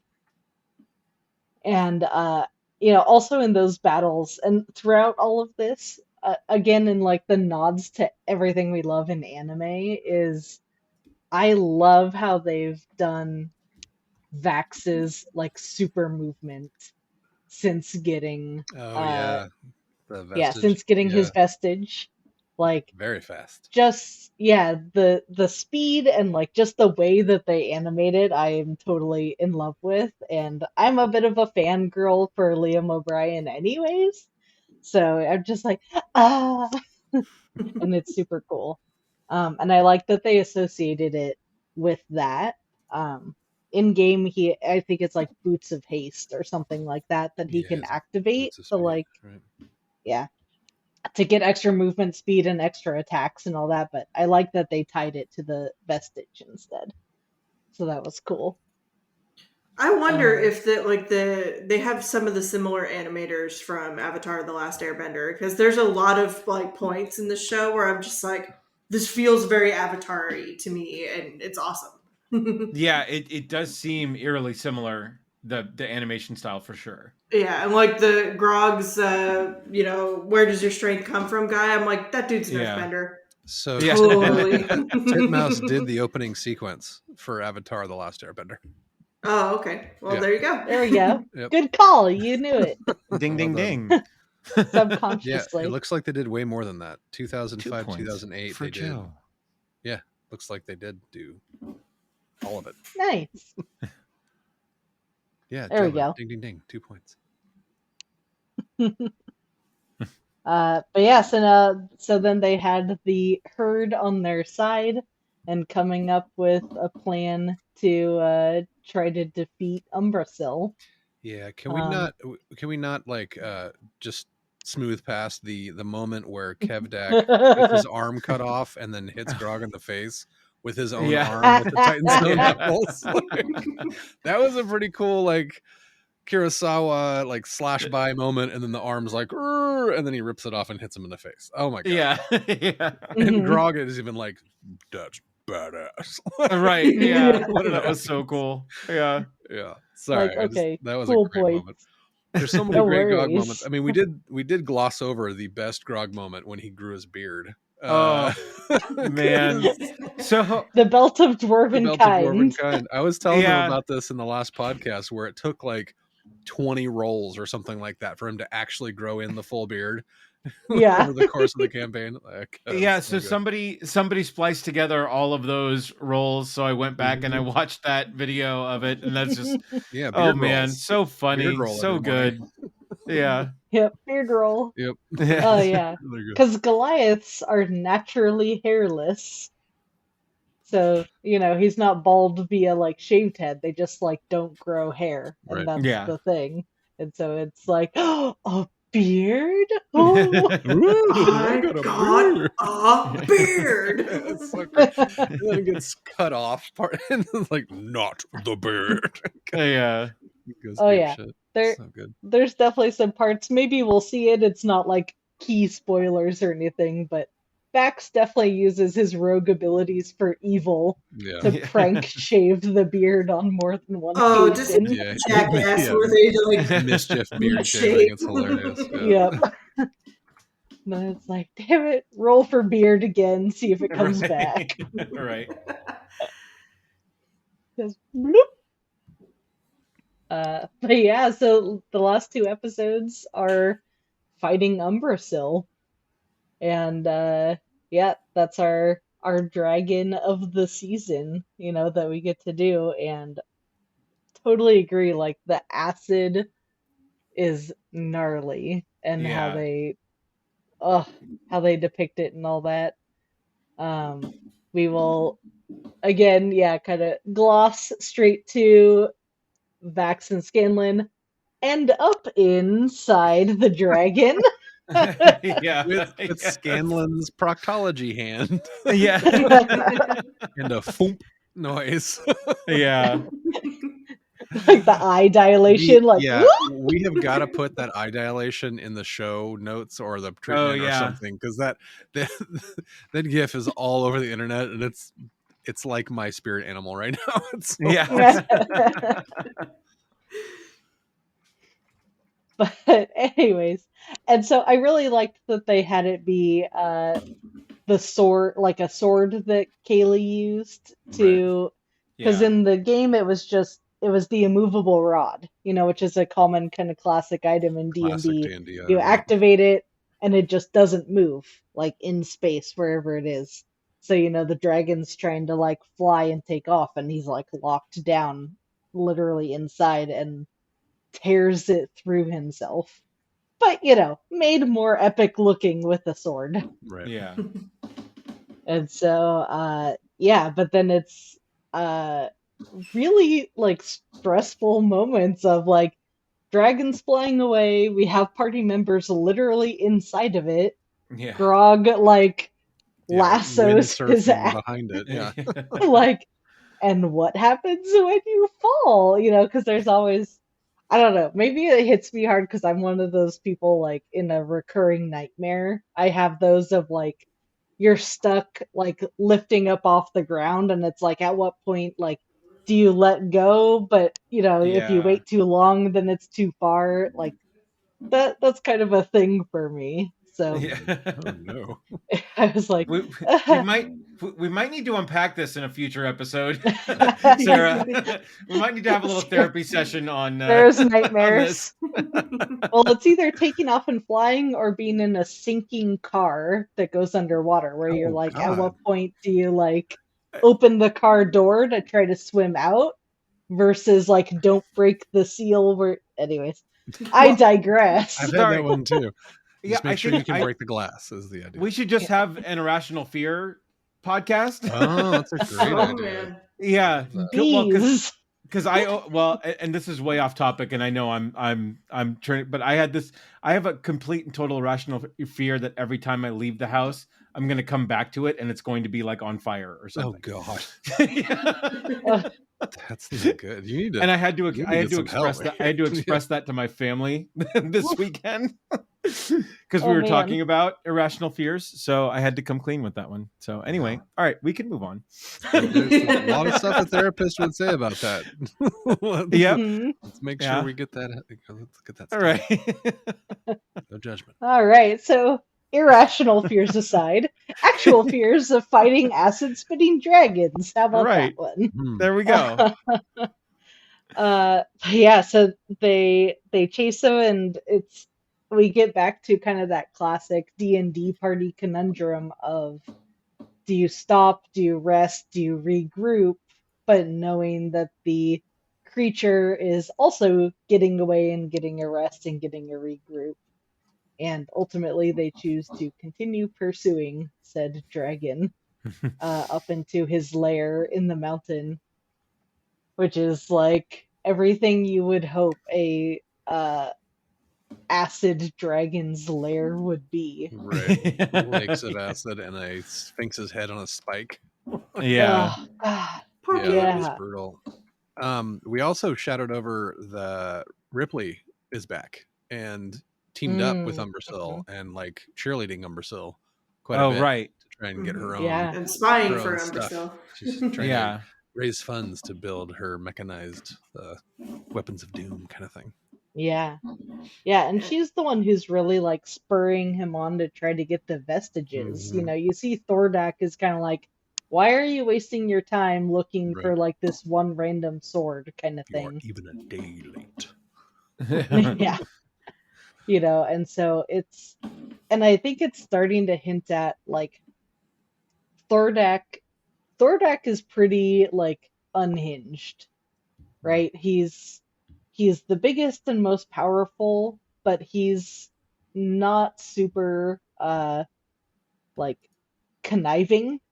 He has sort of like this fever dream fantasy, whatever, of like what his power could be, and is just sort of like sweeping all of them along in the whirlwind of what that is. But yeah, this is an instance where we're starting to see the other dragons like, but don't you get how this other strategy would be even more powerful? And it's like, I don't care what you have to say, like that kind of stuff. And so yeah, Ripley egging him on. Yeah. Yeah, favorite cameo was from the black powder vendor, Victor, who's like, learn from my mistakes. Right. Holding up like missing fingers. Great. Yes. Like, and I think my favorite Percy line, which was also in the preview, like the I am very flammable running away. That was hilarious. Matt Mercer dressing up as that vendor for the Halloween episode is one of my favorite things I've ever seen. Yes? What do you need? Like, he's got 2 fingers left. Like, oh, yeah. God, and that was another Avatar: The Last Airbender moment for me, where I was like, oh yeah, I could totally see this vendor in like same world. Right, exactly. Yeah. In Fire Nation somewhere. Yeah. Yep. Yep. Oh yeah. So, let's talk about hidden Mercers that we've come across. Right? So there was the Goliath Mercer who's like, so I told him he could certainly try. And all those things, they were pretty fun. Well, and not so hidden Mercer, he was Umbercell, right? Yeah. Did he do that voice? I think so. The dragons, with the exception of Thordak, as far as I know. Yeah. No. Yeah, so that's a lot of fun, and there were other like assorted towns guards and things like that. I think he was one Mercer of the. Died in episode 1 from the acid, right? Yeah, acid or the poison breath, one of the two. And Rip, what's the leader of the city of Iman before he gets poison gas to death? The VX poison gas at the very beginning. What's his name? Speaker Uriel. Uriel, yeah. Right. Yeah. Yeah, that was rough. Oof. Yeah. Mm-hmm. But we still have Council of Tal'Dorei members, Lady Allura, Kima, all of our favorites. They're the best. Yeah, and Joe you said you're on episode 5, right? So you're so they're in the Underdark looking for Lady Kima. Mm-hmm. Yeah. That's a really cool arc. Yeah, with the mind flayers and yeah. Yeah, and I like that they had some like legit representation with their relationship there. It took a little longer to be that explicit on like a live stream. Right. And I think part of that was also because Tiberius kind of had a thing for Allura for a little bit. So it's like, okay, we got to get like that out of our system. But yeah, so Lady Allura and Kima are just sweetheart couple and grow old and love each other, and it's delightful. So it was nice to see that. Yeah. But yeah, so anyways, back they defeat the dragon ultimately. So we've got one more dragon down. Well, 3 to go. Do they defeat the dragon, or does Sam Riegel sing the high note and defeat the dragon? Because that was a pretty cool ending. I mean, I knew I knew how it was going to go, kind of, but the way they depicted it in the show, I mean, they're getting their asses kicked. Ultimately, they should have rested because the dragon healed itself and was ready. Yep. And they are getting their asses kicked. And yeah, Scanlan gets all sneaky. Now I have 3 vestiges of divergence. He's like, 2. yeah. Wait, what? Yeah. This one's mine. And then gets the whole kill moment. I forget how that goes in the live stream. I have to look that up again. But it's something similar where he gets a crit or something like that, right? I think so. I'll look Let's it see. up. I had I'm sure they made have notes last time for Brazil. Yeah, I don't have a specific like killing blow, but It was very cool. Very Yeah. cool effect. We get a Pike and Scanlan kiss. Which little doesn't bit. doesn't happen in the live show, right? Not until, I mean, I don't No. know if that ever happens, but the where I'm at, they're pissed. Yeah. Not Yeah, talking. I definitely that's I think kind of like I said earlier, you know, that's where they kind of put a lot more of like the coupley, blushing, flirting in the show more than it was in the live stream. Yeah, Right. because But Scanlan was like very like womanizing and rough and kind of just disgusting misogynist towards Pike yeah, throughout the whole live show. yeah. Doesn't Speaking age of well. Yeah. speaking of gross and misogynist and philandering, he has a daughter.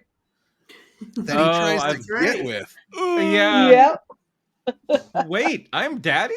I love that part. Oh man, we just glossed right over that too. That No, was, we did. we Yeah. did. It was somewhere in the mix there. That was Uh, way further back. Yeah. Yeah, so in the live play, they met Kaylee and Dr. Dranzel's troupe a couple of episodes before they actually get to Western, where the herd is. Yeah. But it makes sense that they kind of condensed that into one place Right. because they do Yeah. all end up there at the same place together. But yeah, like, you know, ooh, like a cute young little gnome woman. He's like, hey, and I'm like, oh no, here we go. But yeah, you know, and Scanlan kind of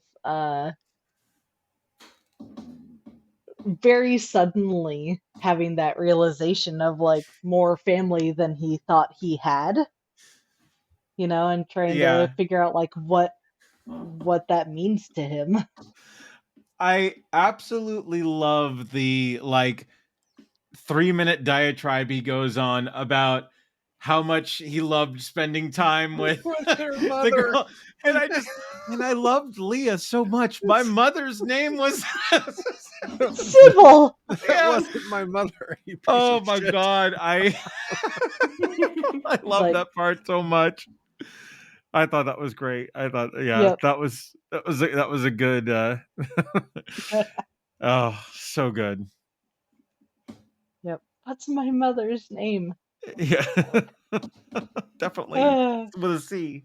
I love the part with him and Vax where it's like, I'm the champion of the matron of ravens. Well, I'm a father. Oh, Yeah. you win. You win. Yeah, you win. Yep. Man. Oh yeah, Vax's plunge into the blood pool at the Raven Temple. Yeah, that was Was- intense. Oh, yeah. Oh, when he gets So- wings.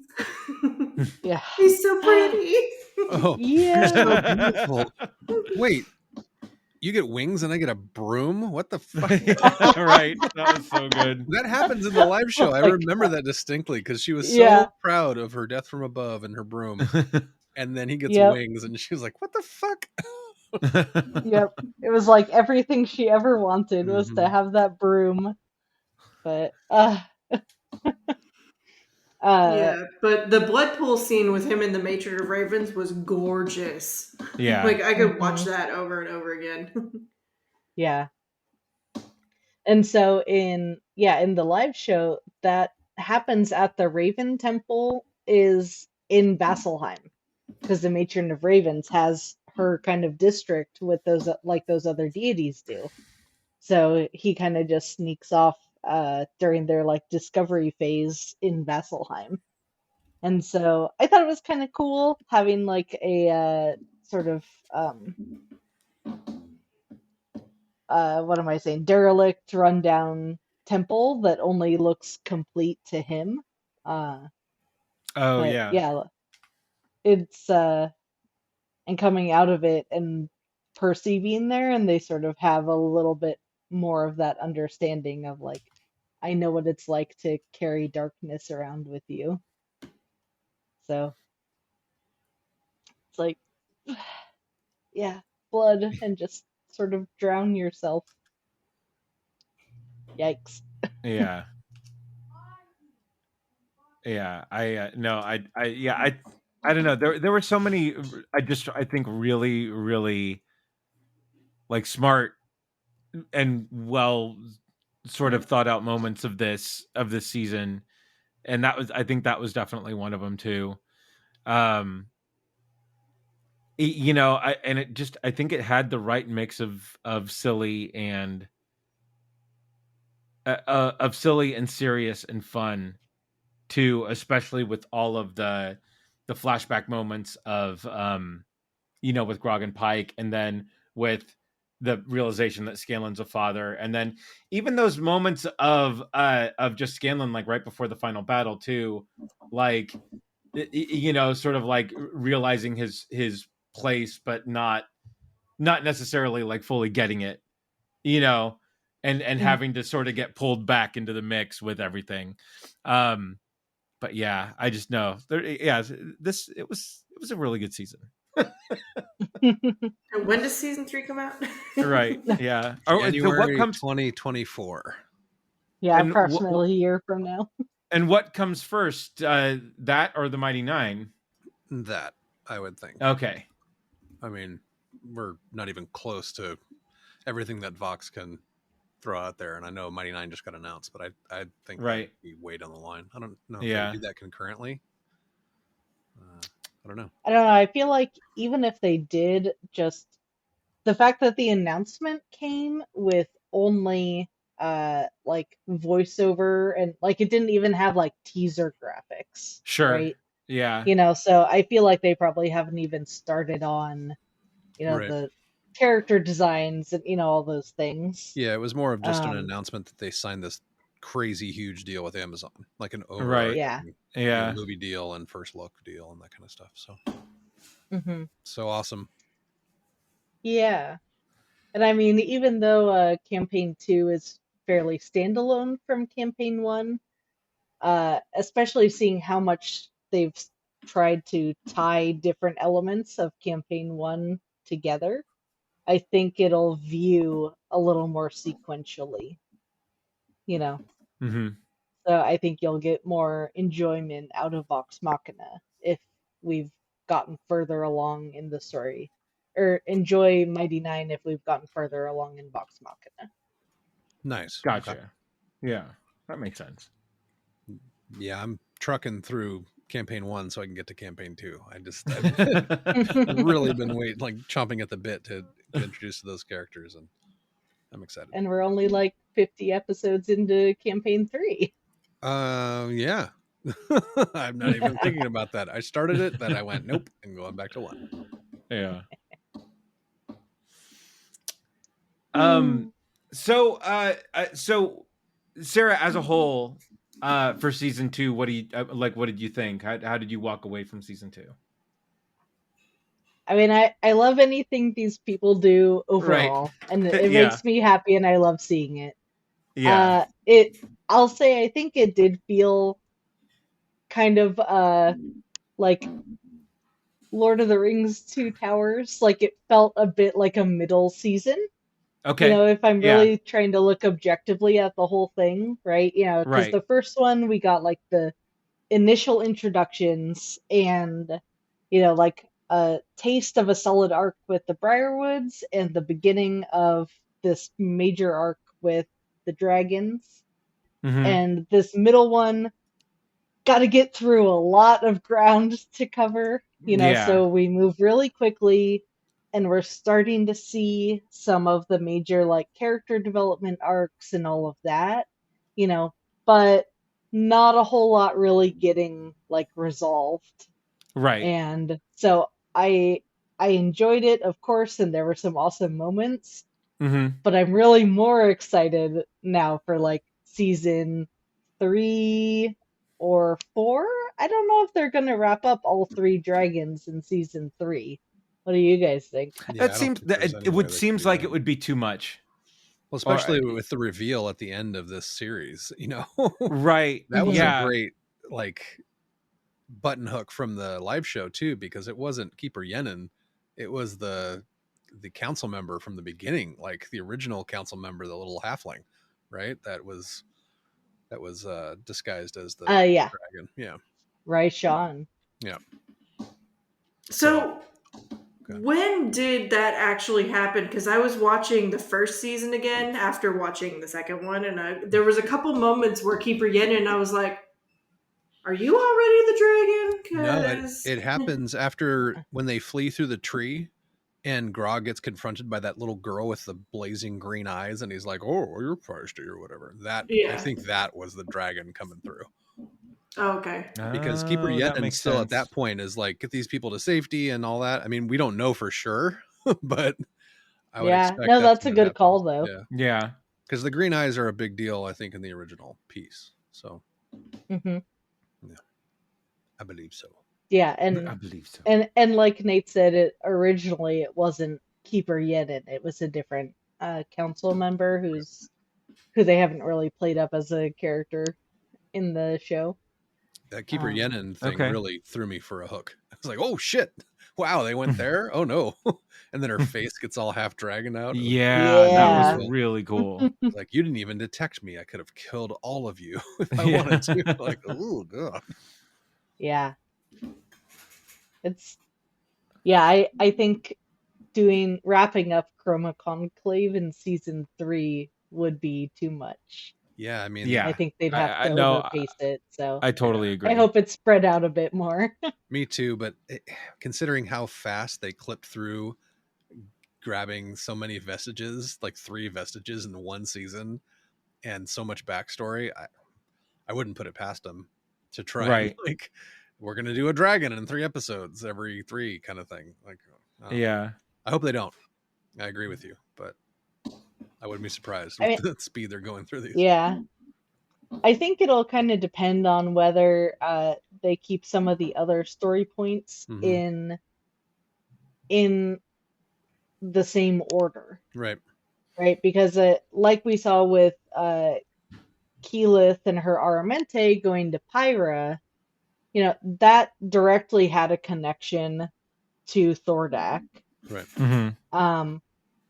But she also does other parts of her Aramente coming up as part of like their search for power and vestiges and all that, but not as necessarily directly related to defeating the Chroma Conclave.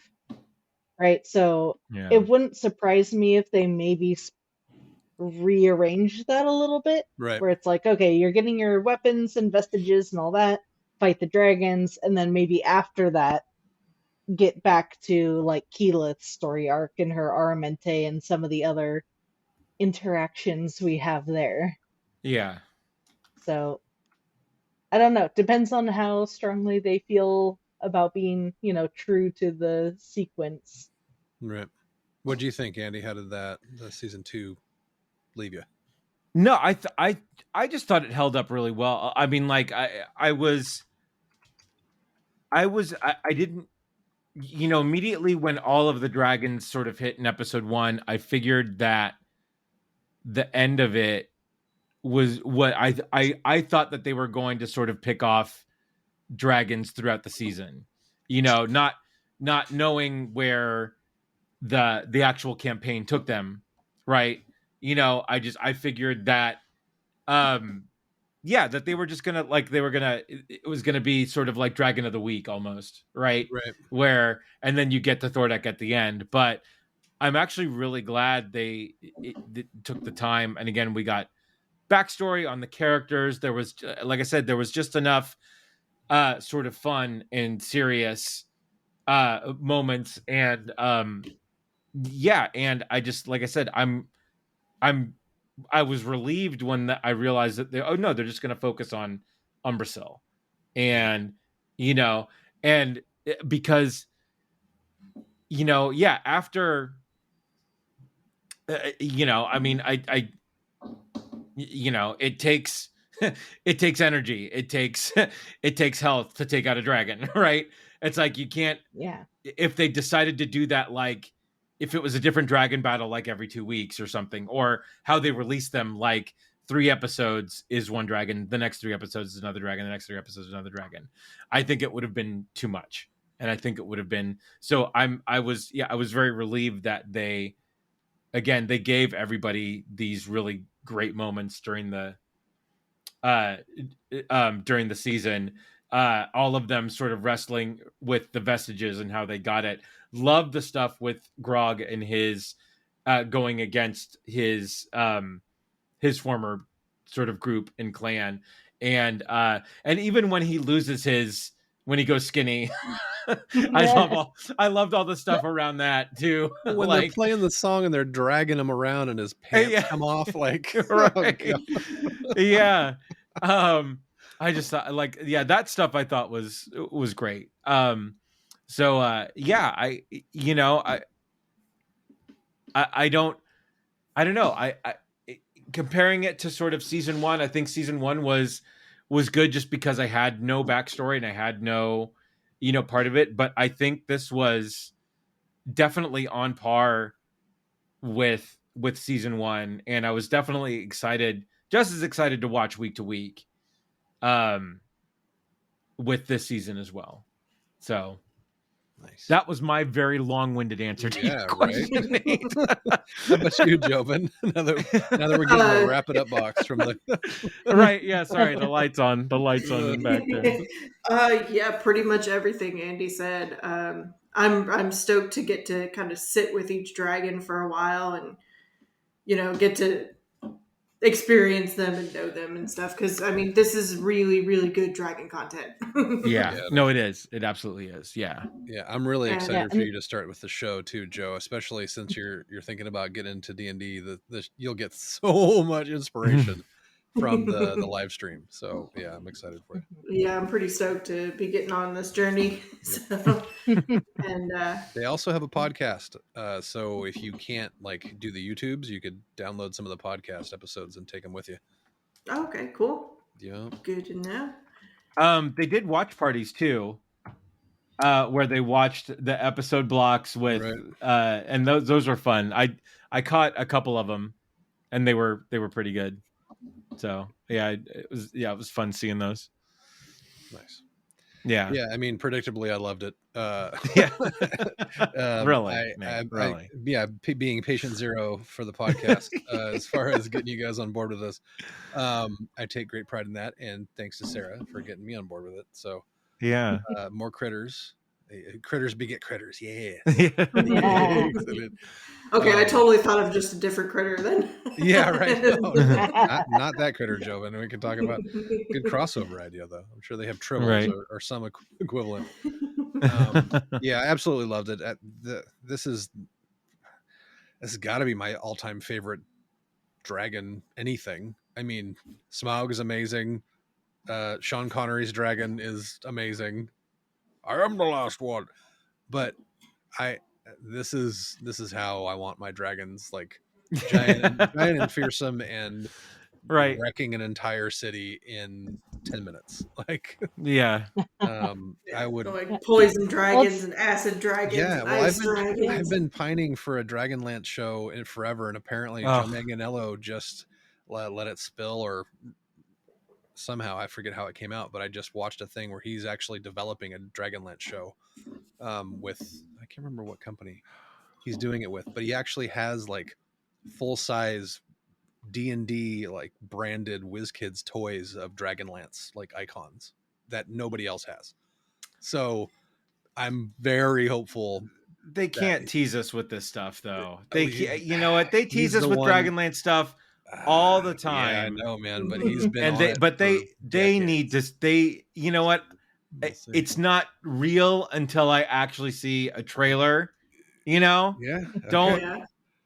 I saw. Don't play I with saw my emotions. I saw a 4-foot model of the Inn of the Last Home in his house. Like that's in a private. It's like a concept piece. So we'll see. I mean, come on. I know. I'm telling you, he's developing a Well, Dragonlance show. He has a character in D&D now. Like his character is canon in Dungeons and Dragons now. So okay. if anyone's gonna Archon the do it, Cruel. if Yeah. anybody's gonna use their celebrity to get a good D&D thing made, it's him. So Yeah, that's true. we'll That's see true. what happens. But, Cameo Yeah. in Critical Role. I'm Yeah. curious if they're going to bring him in oh when god, that's I hope relevant. so. Oof, they couldn't though, right? Because that's D&D owns that, I would think. Oof. I don't Okay. know. I'm actually not there, I don't think. Probably not. I don't think so. Yeah. Oh shit. Okay. Exciting. Whoops. Exciting times. Damn it, Sarah. Dun, No, dun, dun, I already dun. knew that. There Not a was spoiler. A teaser. a teaser. Right. Not a What spoiler. Teaser. Right. Teaser. Good stuff, But, guys. yeah. Yeah. Dragon's appropriately epic. Yeah. It's a special thing. Yeah. What else? Anything else on this?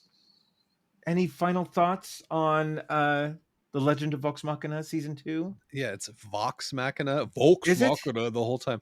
This guy and his pronunciation. Every right? episode we get Andy on some pronunciation thing. I He's need like, help.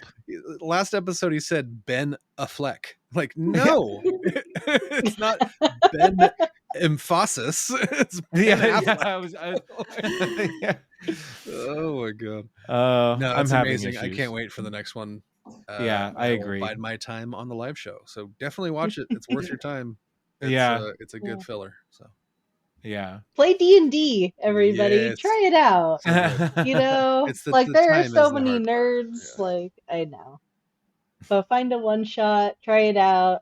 I just this last weekend was at DungerCon in NorCal up here, which is like tabletop gaming convention, so there are little things that pop up all over the place where you can just go and show up and what's up? I want to learn D&D. That was in Friendly San local Mateo, game right? stores. Santa Clara. Santa Clara. Yeah. Okay. Yeah, so the local game store here in Martinez, Games of Martinez, appropriately named, does a Monday drop-in D&D night. Fun. So yeah, and Great. Black Diamond Games over in Concord. Oh, I I love forget what Black night of the Diamond. week it is. yeah, I think it's Tuesdays or Thursdays. Tuesdays or Thursdays. Yeah. Is it Thursday yet? Yeah. Exactly. We used to live 2 minutes away from Black Diamond and would go there all the time. I love that store. Yeah. I'm glad it's still open. I'm glad it's still there. Huge now. Oh my god. Really? They expanded like crazy. Yeah.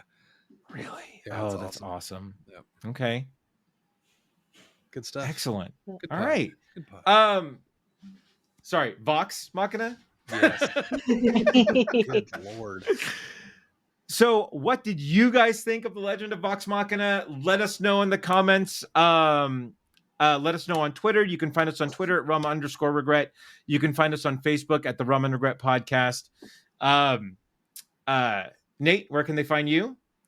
Sure, Avid Gamer, AV1D Gamer on all the socials and your gaming platforms of choice. Joe, where can they find you? At Joe Chickadee on the socials or at joechickadee.com. Sarah, where can they find you? You can find me at Griffin Stitches on Instagram and on Etsy if you're looking for some tabletop accessories for your geeky home. Excellent. You can find me at Crazy Drake on Facebook, at Andrew Drake at Twitter. And until the next time, we have spoken.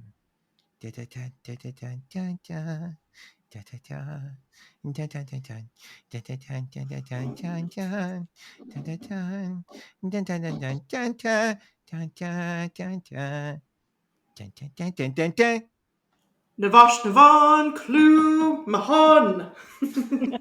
I am very flammable. I'm Daddy?